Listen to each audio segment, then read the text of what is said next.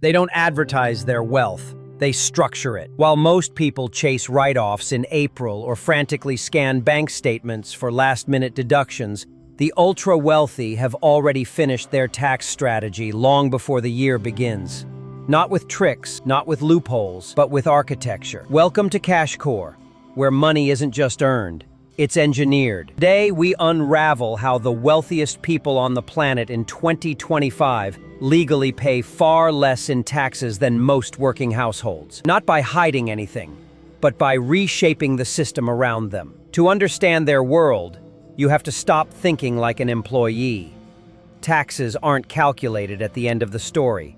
They're designed at the beginning. The rich don't let tax laws happen to them. They build around them. They don't focus on income, they focus on ownership. Because income gets taxed. Wealth does not. And so, they shift their financial lives away from salary and wages and toward appreciating assets. Equity in companies, real estate portfolios, and intellectual property. Instead of cashing out and paying capital gains, they borrow against these assets to generate liquidity, allowing them to live well, invest more, and grow faster, all without triggering taxable events. This is the core of a quiet but powerful philosophy known as buy, borrow, die. The strategy is simple. Buy appreciating assets, borrow against them tax-free, and never sell. When the owner dies, the asset's cost basis resets for their heirs, eliminating the capital gains owed on decades of growth.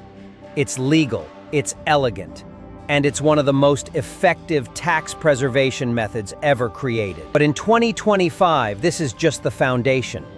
Today's ultra-wealthy are building far more sophisticated layers atop this base. At the heart of many empires are irrevocable trusts, financial structures designed to remove assets from one's taxable estate while still preserving control, flexibility, and privacy. These trusts aren't hidden in secrecy. They're drafted in pristine legal language by elite estate attorneys and financial engineers. Once funded, assets inside the trust grow shielded from income and estate taxes. Some trusts are domestic, others are based in global finance hubs. What they share is precision and permanence. Assets held in properly structured trusts can skip generations, bypass estate taxes, and grow uninterrupted across decades. But this isn't just about trusts. In 2025, the ultra-rich are leveraging entire ecosystems.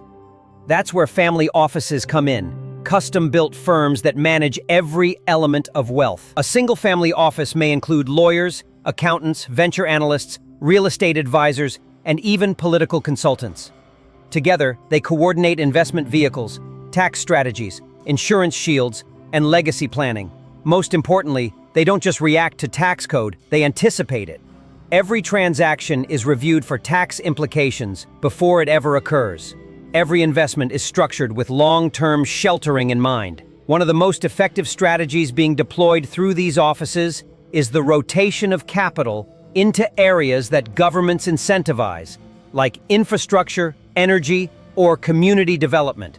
Through tools like opportunity zones, the wealthy redirect their capital gains into specific geographic regions. In return, they defer paying taxes on those gains, and if they hold the new investment long enough, any new profits can be entirely tax-free. It's not a workaround, it's a trade.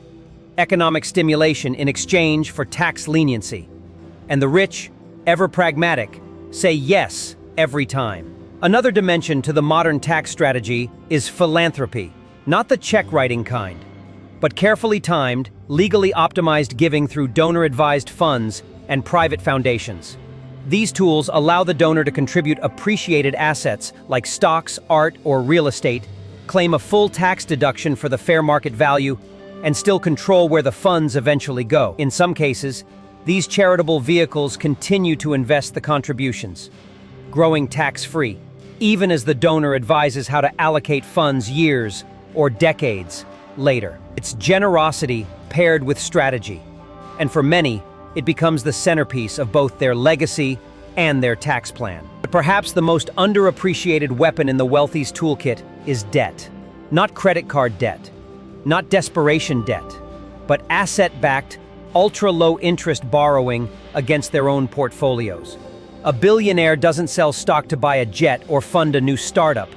They pledge shares as collateral, take a loan at 1.5% interest, and keep the stock intact.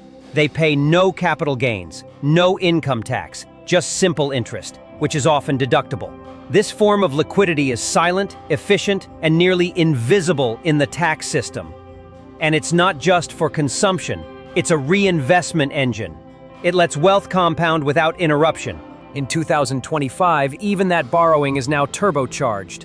AI-powered tax engines simulate thousands of scenarios based on changing legislation, advising family offices in real time. Machine learning doesn't just analyze past returns, it predicts future tax exposure. This allows the wealthy to shift assets from taxable to tax-deferred to tax-exempt environments based on probability modeling. Where the average person prepares for taxes in April, these families adjust strategies every quarter.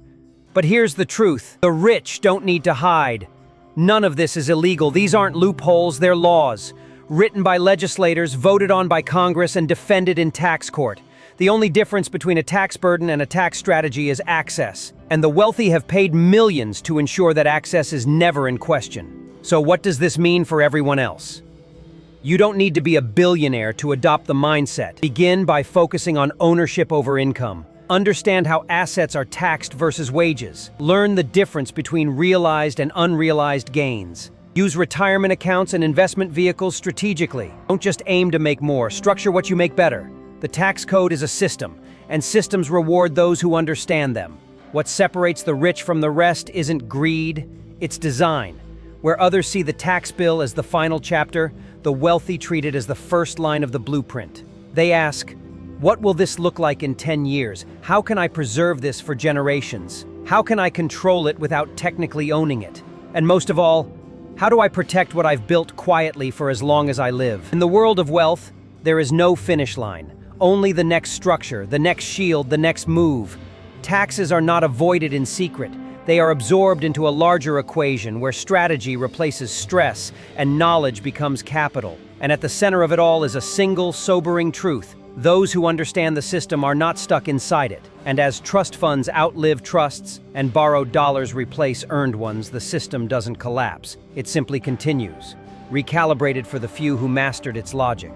In that silence, in that structure, the future of money is written, not with evasion but with precision. This is cash core. And this is what wealth really looks like.